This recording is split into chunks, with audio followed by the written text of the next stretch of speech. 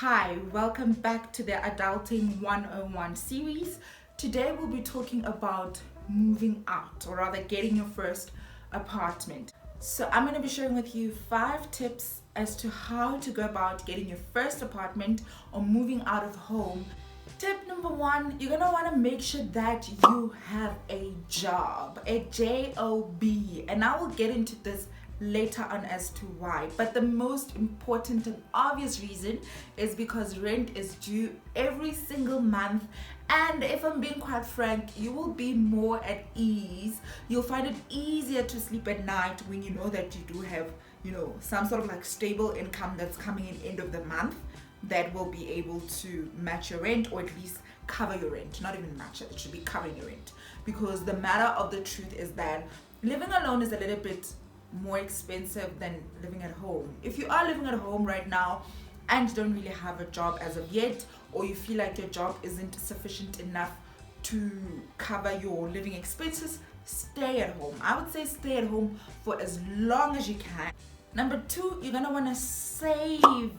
You're gonna wanna save as much. You're gonna have to have some savings, especially when you're planning to move out. Now, obviously, this depends on whether you're planning to move out with a friend, which I still consider moving out because you're not living at home. It's not mommy and daddy that's paying for the water and the electricity. It's you and your friend trying to make sure that you're surviving. That in itself is a journey, darling. That in itself is adulting 101, okay? Because this whole life thing, it's not easy. You're gonna need to figure it out. So, depending on whether you want to live with a friend, or you're looking to get a studio apartment, or you're looking to get a 1-bedroom or 2-bedroom apartment, whatever the case might be, you're gonna need to save for all of that, okay? Because when you are moving out, there are some costs that you need to know. It's not just, okay, you found a place that costs, let's say it's a studio apartment that's 4,000 rands in Johannesburg, right? Fine, there's a deposit. The deposit is often your 1 month rent. So that means that you need to have 8,000 rands.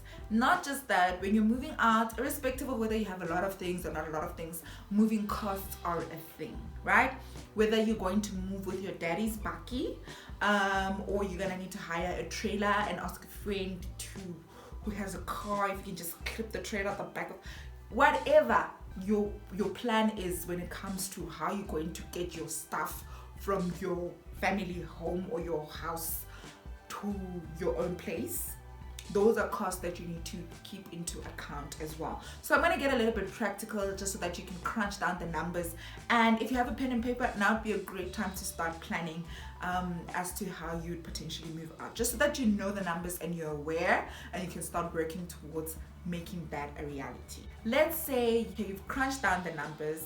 You've decided that you want to stay in a studio apartment. You know that it's 4,000 rands. You're going to need 4,000 rands for your deposit.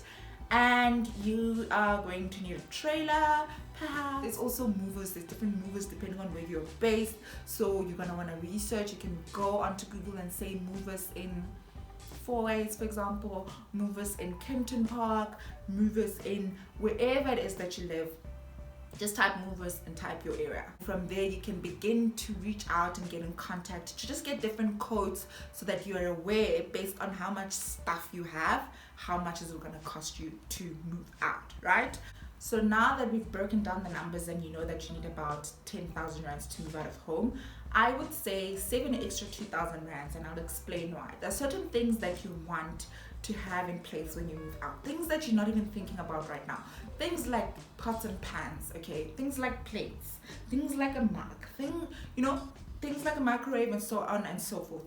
Those are the things that you want to have in place, and purely because even during your first month of living alone, you're gonna need something to cook with or cook in. You're gonna need something to dish up on. You're gonna need to have your morning coffee, like with what? Got a number. We know that you need to save 12,000 rands, and if in your budget you know you can only save 1,000 rands a month, it means it's gonna take you 12 months. Are you writing this down? I hope you're writing this down. Don't try and do the maths in your head. Write it down, because I'm trying to help you have a plan on how to move out, or how to get your own place for the first time, how to adult, right? Hope you're writing this down. Better be.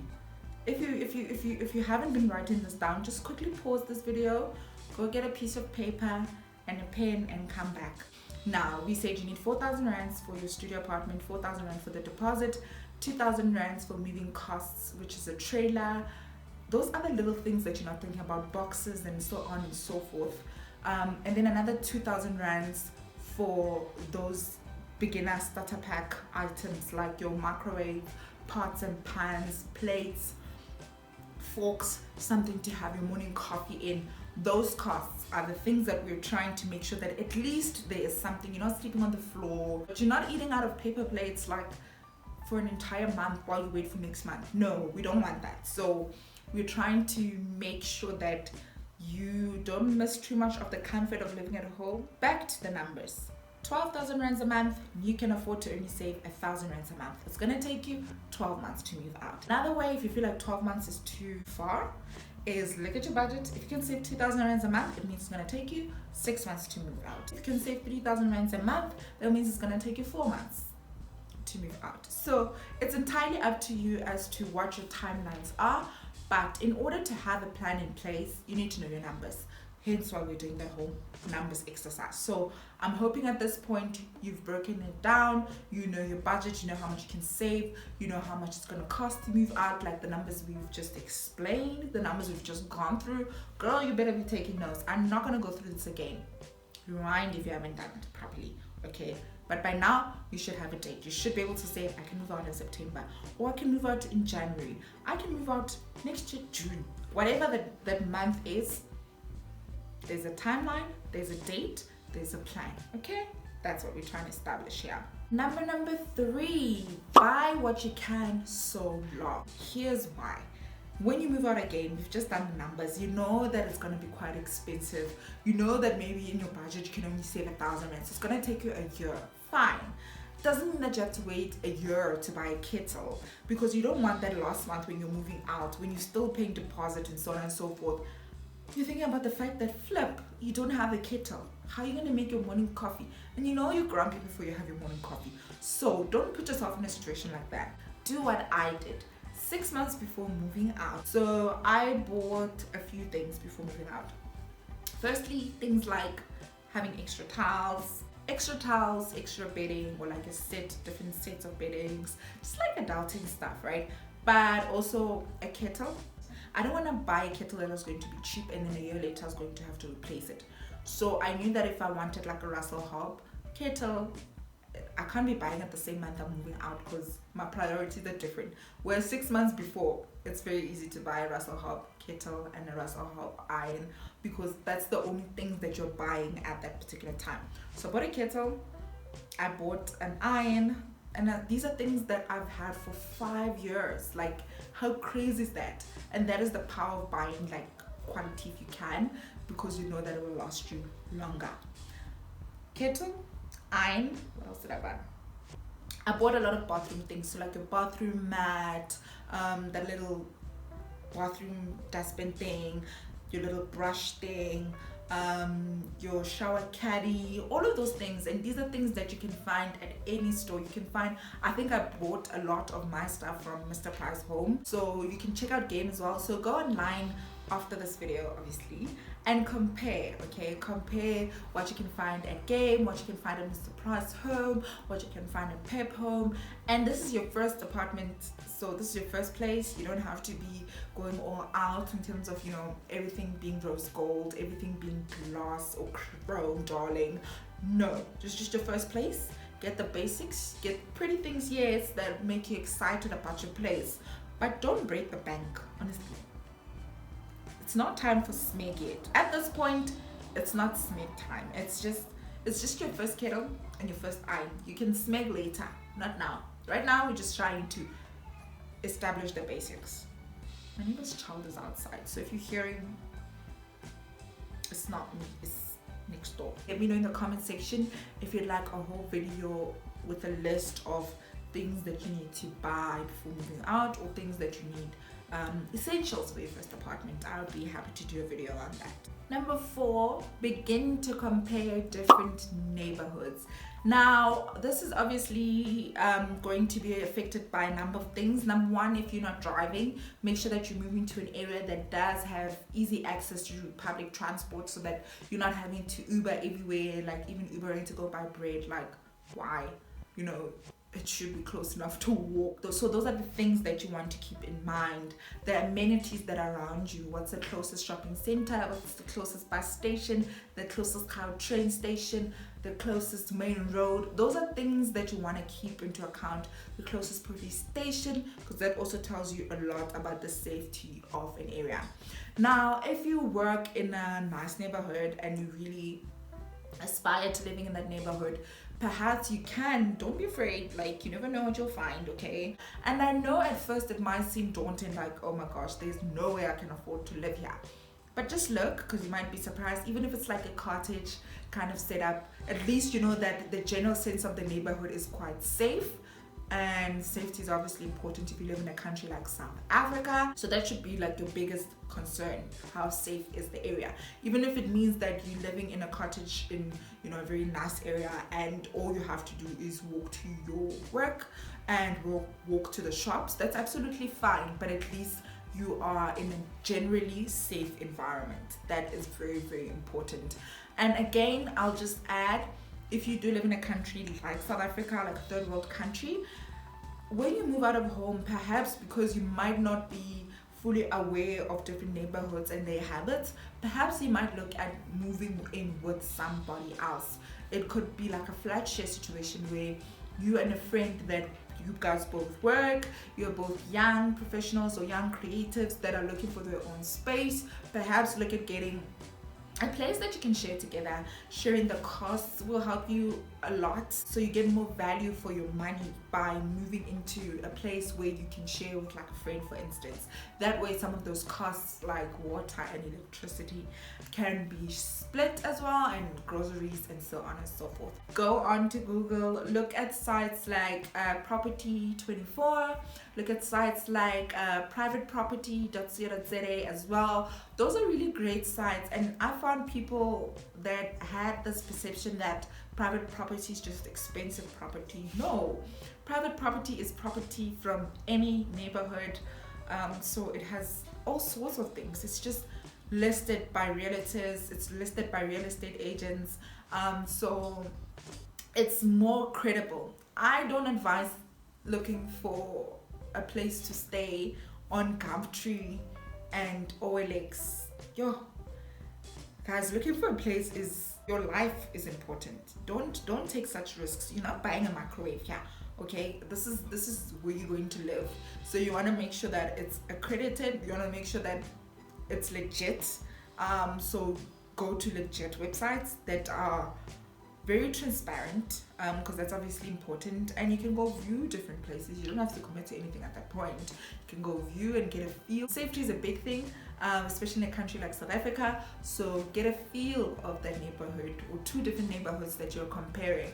Look at how it feels like during the day, so book like to go view during daytime, lunchtime.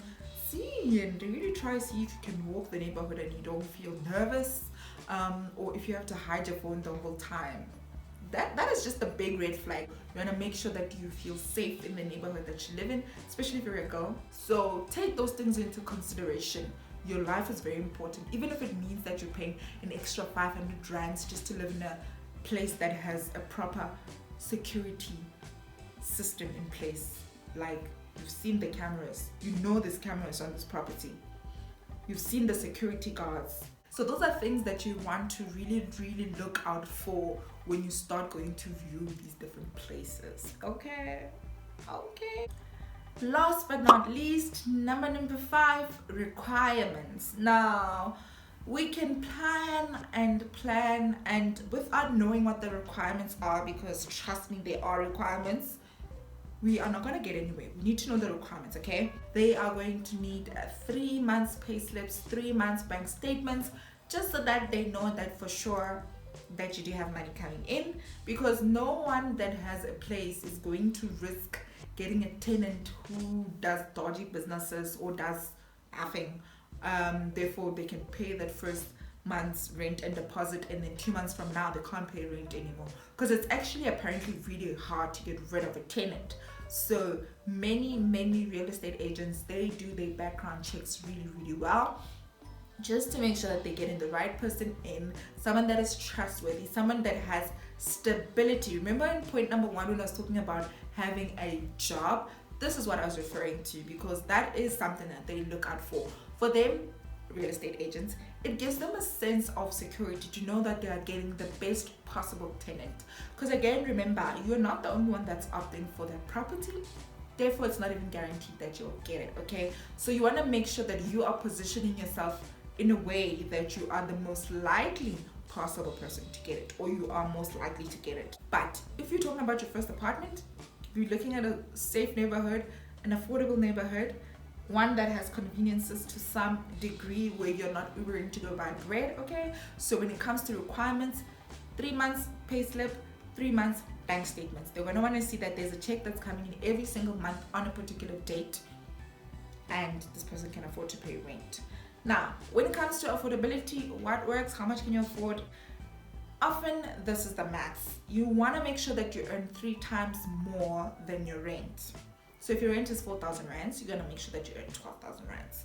That's also something that real estate agents look at, by the way, just to make sure that there is a sense of affordability here. And this is why, again, I said that if you're looking for your first place, it's not a bad idea to live with a friend, because you guys can split those costs and you can sign a lease together. It's not to say that the lease will fall on one person or fall on the next person. You guys can sign a lease together, put both your 3 months pay slips, both your 3 months bank statements. It's not to say that every place is going to require you to have 3 times or to be making 3 times that. In some instances, close to that is good enough. So bet on yourself, take a chance, start planning though, that's very important, and start saving, because that's very key. Yeah, anyways, that's it for me today. I hope that you did find value in this video. If you did, don't forget to give it a thumbs up. It just lets me know what sort of content you enjoy from me, and let's engage in the comment section. If you've gotten your first place already, how was your experience in getting your first place? Was it easy? Did you know everything you needed to know, or did you just sort of figure it out along the way? Did you just wing it and then somehow sign the lease and here you are? If not, and you are really thinking about getting your first place, also let me know in the comment section, what are your biggest concerns? What do you wish you knew more of, or what would you like to know more of? Until next time, bye.